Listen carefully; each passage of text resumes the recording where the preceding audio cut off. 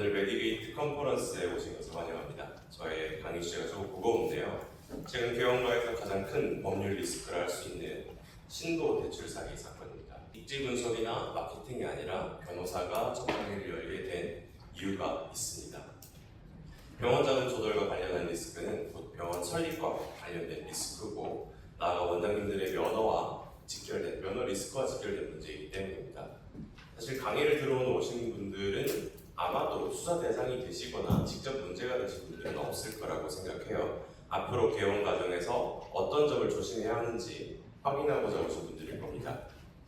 그래서 오늘은 법리적인 해석보다는 앞으로 원장님들이 개원 자금 조달과 관련하여 이건 위험하다 라는 느낌을 가질 수 있는 감각을 키워드리는 것이 이 강의의 목표입니다.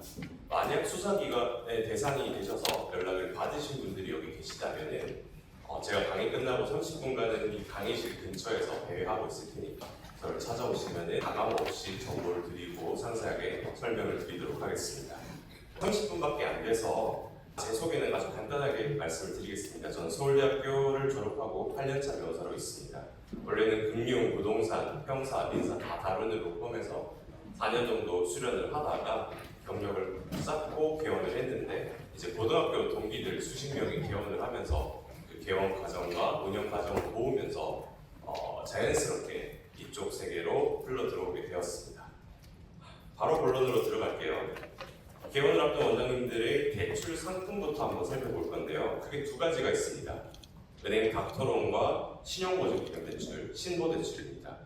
닥터론은 쉽게 말해서 다들 아시겠지만 의사 선생님들 개인의 신용을 믿고 빌려주는 겁니다. 자격증을 믿고 의사 선생님 개인의 무형자산인 신용과 면허를 믿고 빌려주는 것이고, 일반적으로 5억이 최대 한도죠. 심사 기준도 단순합니다. 그냥 면허가 있으면은 큰 이상 없이 나오는 경우가 대부분이고 원활한 대출이 가능합니다. 현재는 5억까지는 웬만하면 빌려준다고 되어 있는데, 요즘에 단톡방이랑 이제 대출 하시는 분들의 얘기를 들어보면은 이번 정부가 기본적으로 대출 규모를 줄이겠다라는 방향으로 가고 있어서 곧 이 닥터론도 한도가 줄어들 수 있다라는 좀 흉흉한 소문이 돌고는 있습니다. 하지만 아직까지는 5억까지는 문제없이 대출이 된 상황이고, 이 닥터론을 받는 과정에서 법률적 문제가 발생하는 경우는 거의 없어요. 이제 문제가 되는 것은 신용보증기금입니다.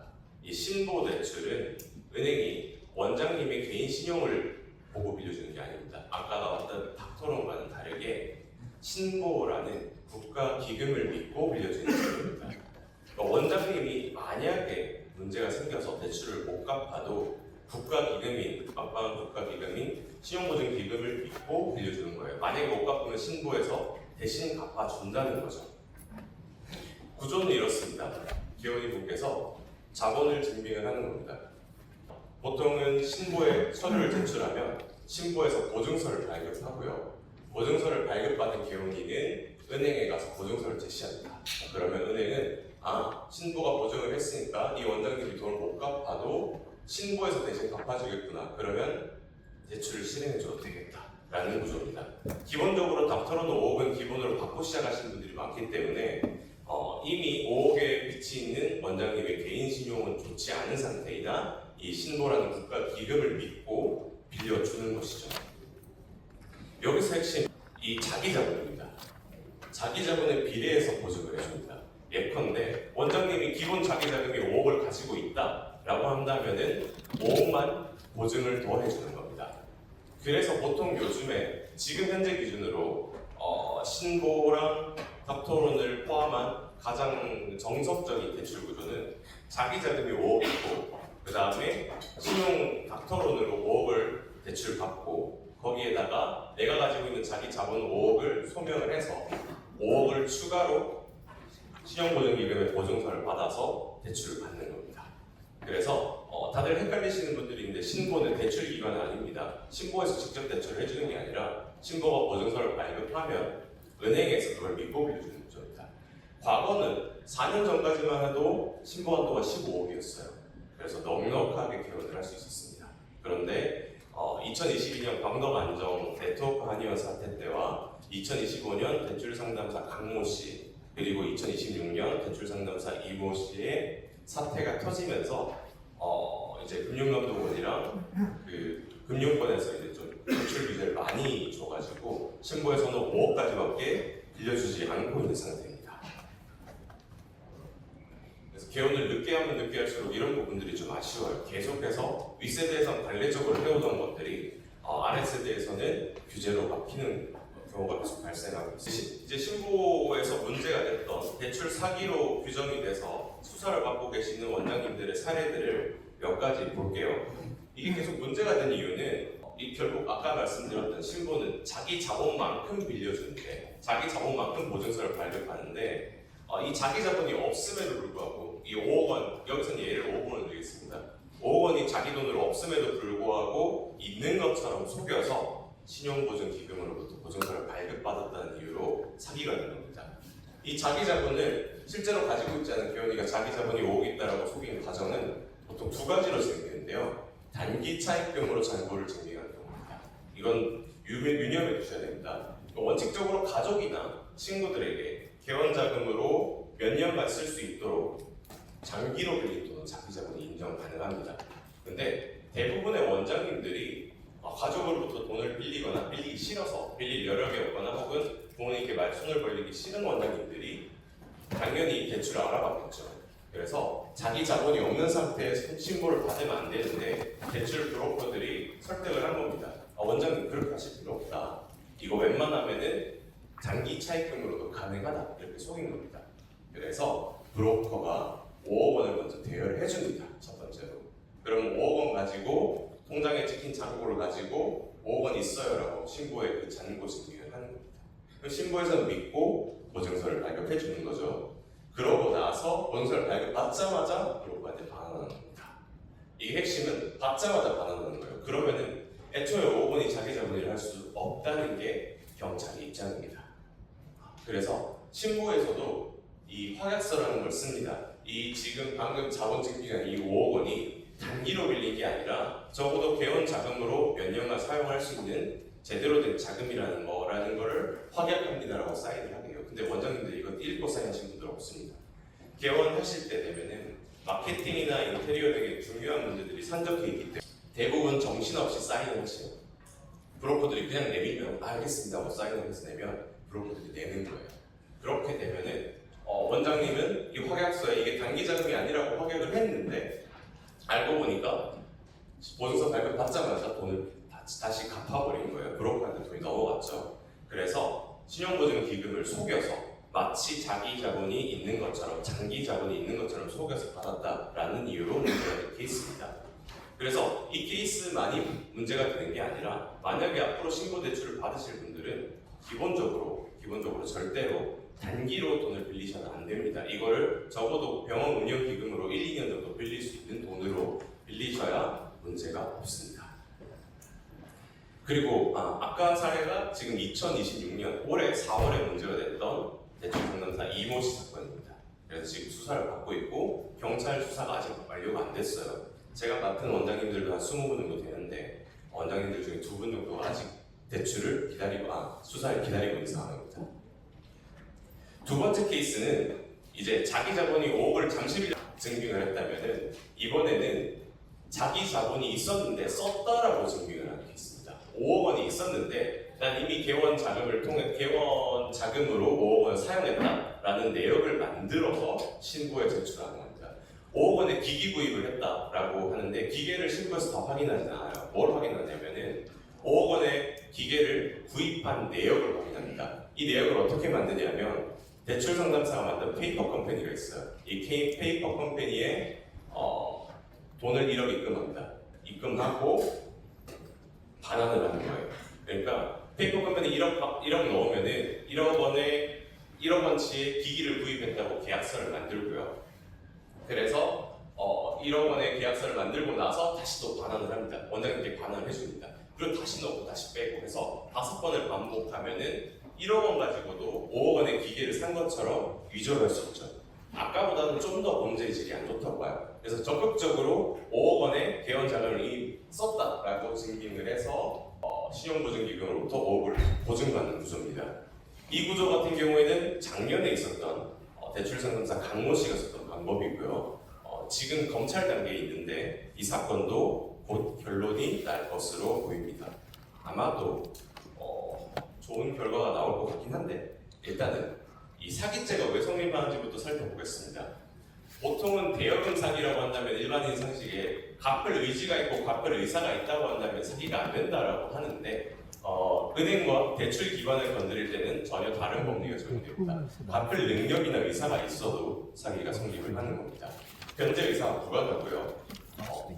핵심은 뭐냐면 은행이 대출 조건으로 내세운 것들에 대해서 위조를 하거나 속이면은 그냥 내가 갚을 능력이 있건 의사가 있건 간에 대출 사기가 성립하는 문제가 뭐냐면은 이번 신고에서도 그런데 자기 자본이 4억이 있었어요. 근데 5억을 보증받고 싶어서 1억만 대출 상담사한테 빌린 분들이 있습니다. 그러면 1억만 대출 사기가 인정될까요? 5억이 인정될까요? 5억 전체가 인정됩니다. 그래서 제일 원통하신 분들이 대부분은 자기 자금이 있었는데 4억이나 있었는데 1억 더 받겠다고 또 대출 상담사들이 그렇게 권해요. 왜냐하면은 대출 상담사들은 실제로 말하면 브로커죠. 제대로 되신 좋은 대출 상담사들이 있는데 이 사람들을 브로커라고 부르겠습니다. 브로커들은 자기가 빌려준 금액의 2%를 수수료로 받습니다. 그렇기 때문에 자기가 가장 많이 빌려주고 대출 규모도 늘려야 자기가 수수료를 많이 받기 때문에 많이 보냈어요. 그래서 원장님들이 돈이 필요 없는 경우에도 신고를 앞으로 개연 자금이 넉넉하게 필요할 거다라는 설득에 의해서 돈을 빌려가지고 문제 같은 케이스입니다. 그렇게 5억 원, 6억 원 이렇게 신고 대출에 사기가 인정돼 버리면 진짜 무서운 거예요. 사기 중에서도 형법상의 사기는 벌금형이 있습니다. 기본적으로 뭐 1,000만 원, 2,000만 원 사기건도 많잖아요. 그런 경우에는 대부분 벌금형이 주어져요. 그런데 만약 이 사기 편취액이 5억 원이 넘어간다라고 규정이 돼버리면은 특정 경제범죄 가중처벌에 관한 법률이 적용됩니다. 이게 적용되면은 벌금형이 없습니다. 그러니까 징역형밖에 없어요. 징역형밖에 없다는 말이 무슨 말이냐면 의료법 제8조에 따라서 결격 사유가 생깁니다. 의료법 제8조는 다음 각호의 어느 하나에 해당하는 자는 의료인이 될 수 없다라고 규정을 하고 있어요. 금고 이상의 실형을 받거나 신고받고 금고 이상의 형의 집행유예를 선고받고 금고 이상의 형의 선고유예를 선고받고 그러니까 금고 이상의 징역도 포함되거든요. 그래서 집행유예가 나오건 뭐가 나오건 간에 징역형으로 넘어가 버리는 순간 면허 리스크가 발생합니다. 그러니까 재판으로 한번 가게 되면 판사님 입장에서는 이 원장님 좀 불쌍한 부분도 있고 대출 상담사한테 속아서 여기 연루된 것 같은데 면허를 지켜주고 싶어도 방법이 없어요. 재판으로 넘어가는 순간. 그렇기 때문에 이 특경가법 사기, 대출 사기에 있어서 제가 강의를 구성하게 된 겁니다. 다른 실수들은 사실은 운영을 하시면서 만회하실 수 있어요. 그리고 대부분의 범죄들 같은 경우에 사실은 저도 그렇고요. 원장님도 그렇고 양심 바르게 살아도 전과가 생기는 경우가 많습니다. 의료광고법 위반, 최고의 의료진이라고 광고했다가 벌금형 받은 전과도 있어요. 그런 사례도 많습니다. 그렇기 때문에 살다 보면 전과가 생길 수밖에 없는데 웬만한 것들은 그냥 훌훌 털고 넘어갈 수 있어요. 대출과 관련된 문제에서 법률적인 리스크가 생겨버리면 그때는 정말 감당이 안 됩니다. 그래서 이 의료법 결격 사유 이게 2023년 11월부터 실행됐거든요.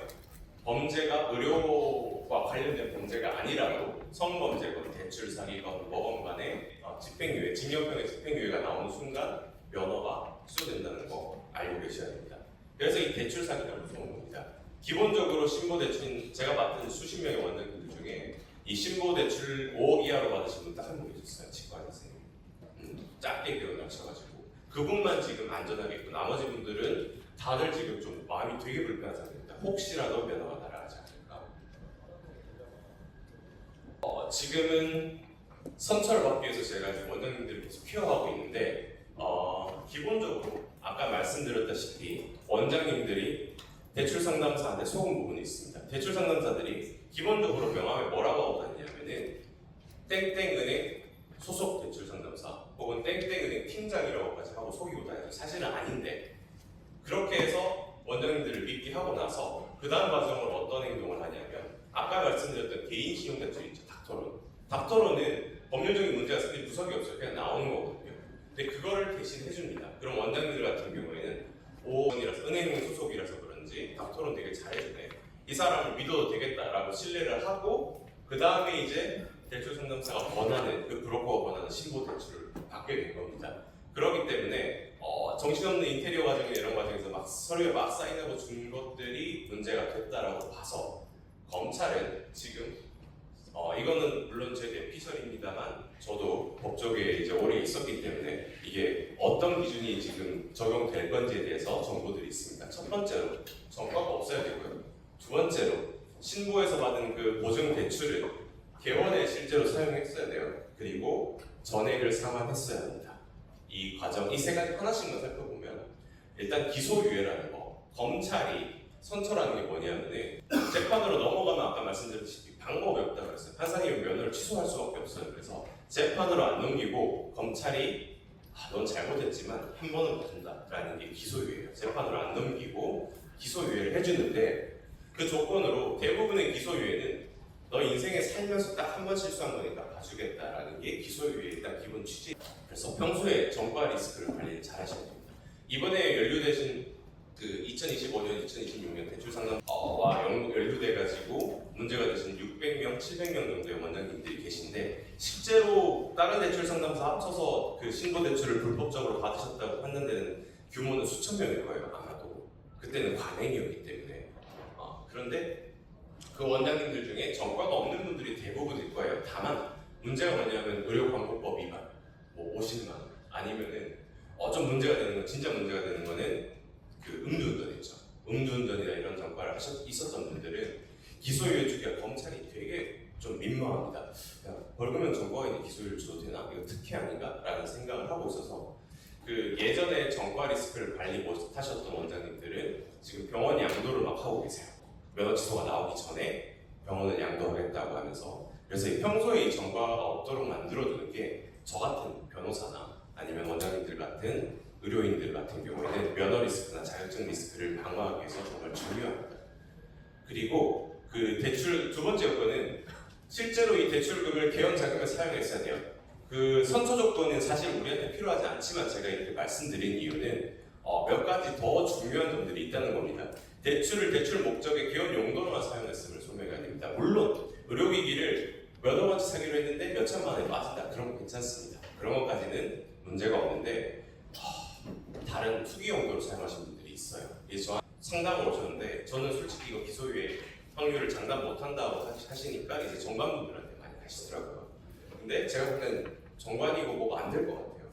뭐냐면은 대출금을 받았는데 애초부터 이 신고 대출을 투기 용도로 쓰려고 대출 받으신 분들은 거의 없어요.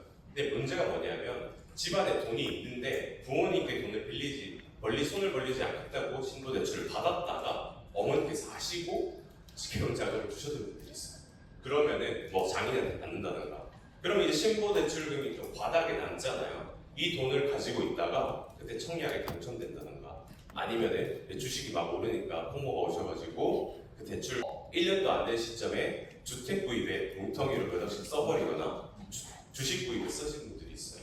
이런 분들은 내역이 다 남아있기 때문에 빠져나가기 힘들 겁니다.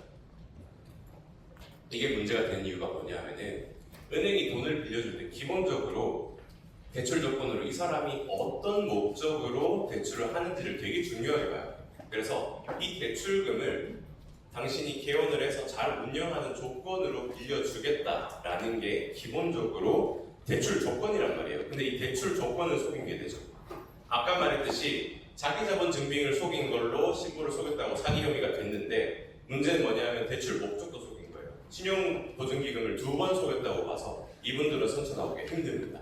정말 바짝 빌어야 되고 주택이 있는 분들은 제가 맞지는 않았지만 조언을 드렸어요. 주택 지금 바로 발급하라고 그리고 판 내역도 검찰 제출하고 그래야지 기소유예 받을 수 있다고 제가 말씀을 드렸습니다. 세 번째로 전액 상환을 해야겠죠. 기본적으로 2022년 그 광동한동 네트워크 한의원인데 적극적으로 네트워크 설립에 가담하신 분들 말고 지점 원장님들 있죠. 지점 원장님들이 신고대출 그렇게 많이 받았는데 이때 약간의 전과, 50만 원, 100만 원 전과 있는 분들까지 다 기소유예가 나왔어요. 조건은 뭐냐면 전액 상환이었습니다. 전액 상환을 하면 사실 신고든 은행이든 문제가 안 생기니까요. 사실 이 문제는 관례적으로 이루어져 왔던 거고 수천 명의 원장님들이 기존 기업 원장님들이 걸려 있습니다.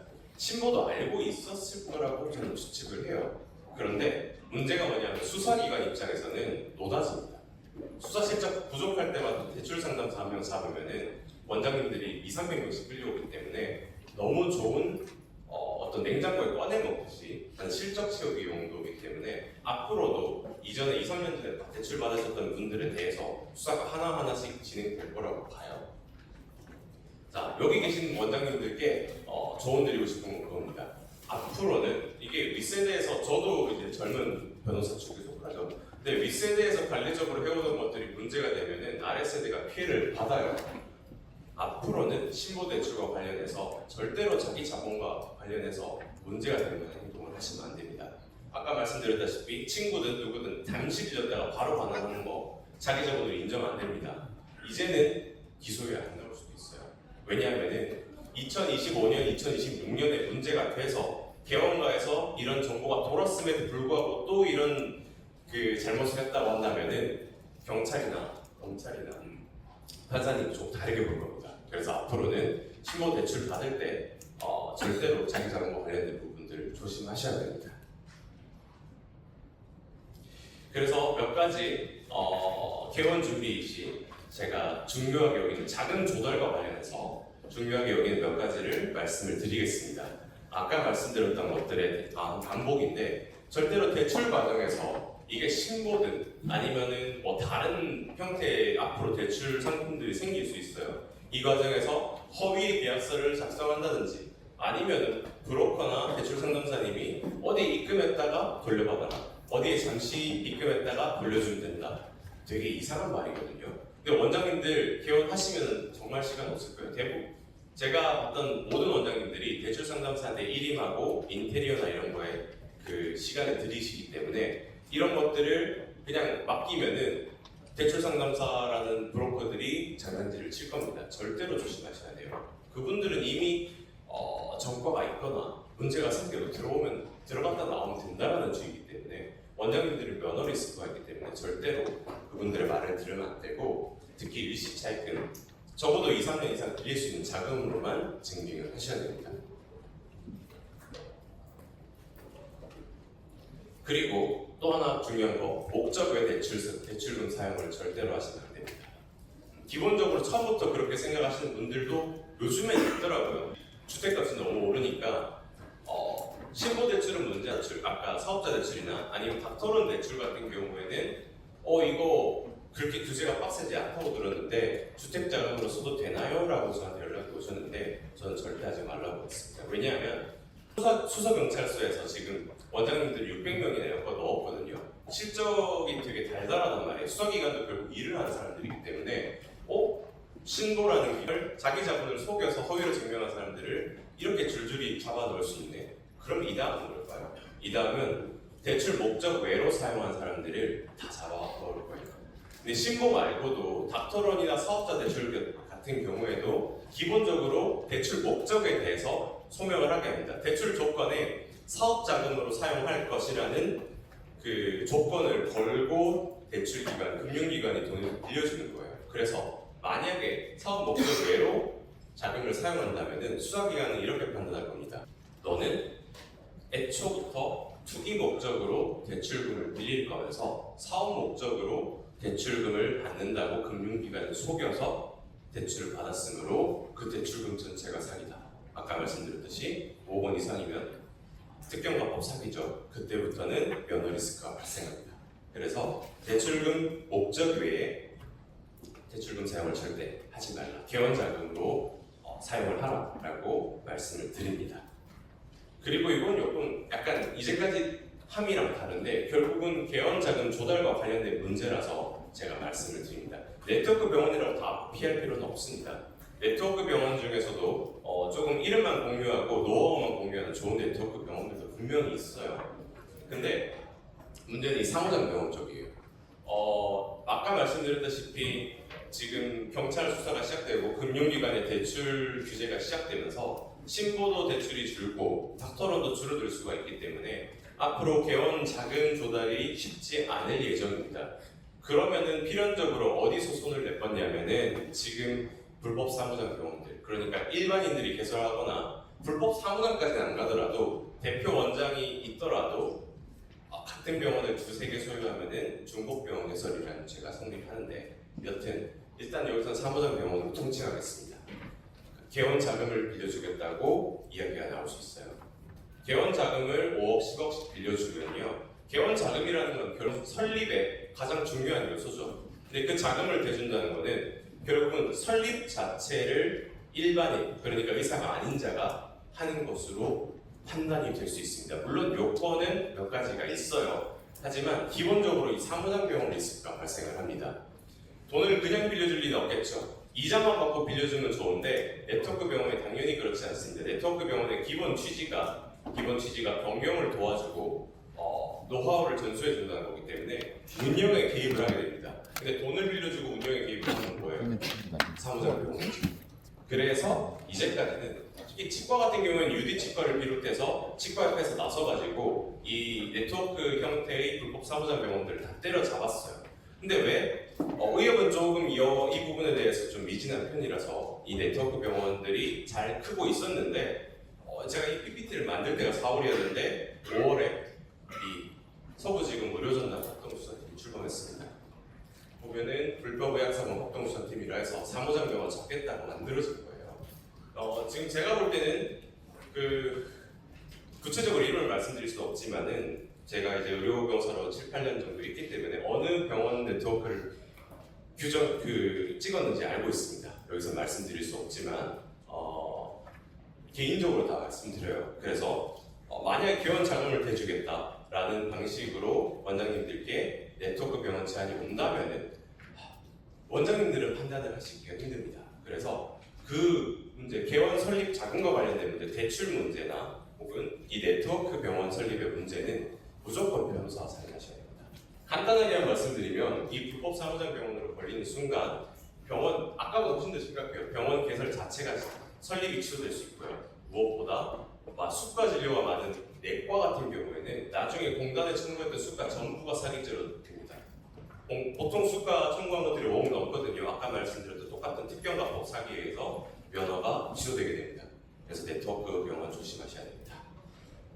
이제까지 제가 급하게 말씀을 드렸는데, 저는 사실은 고등학교 동기들이 개원을 하면서 이 세계에 자연스럽게 흘러 들어왔고, 동기들의 소개로 원장님들을 자문해주고 사건을 맡다 보니까 자연스럽게 의료전문 변호사가 된 케이스입니다. 그래서 평판으로 먹고 살고요. 잠시간의 이득이나 혹은 MSO와의 어떤 그런 밀접한 관계도 맺고 있지 않습니다. 왜냐하면 MSO가 대부분 친절하지만 나쁜 MSO들이나 문제가 생겼을 때 기본적으로 원장님들을 가장 위험하게 만드는 분들이 많습니다. 아까 말했던 그 대출 상담사들 대부분 MSO 출신이고 개원 컨설팅가에 계신 분들입니다. 그래서 저는 원장님들의 편에 남기 위해서 철저하게 거리를 유지하고 있고, 또 의료소송에서도 환자나 공단을 대리하지 않습니다. 오로지 의사만 대리하고 있습니다. 그래서 만약에 개원 과정에서 문제가 생기거나 자문 또 조력이 필요할 때 연락 주시면 도와드리겠습니다. 그리고 아까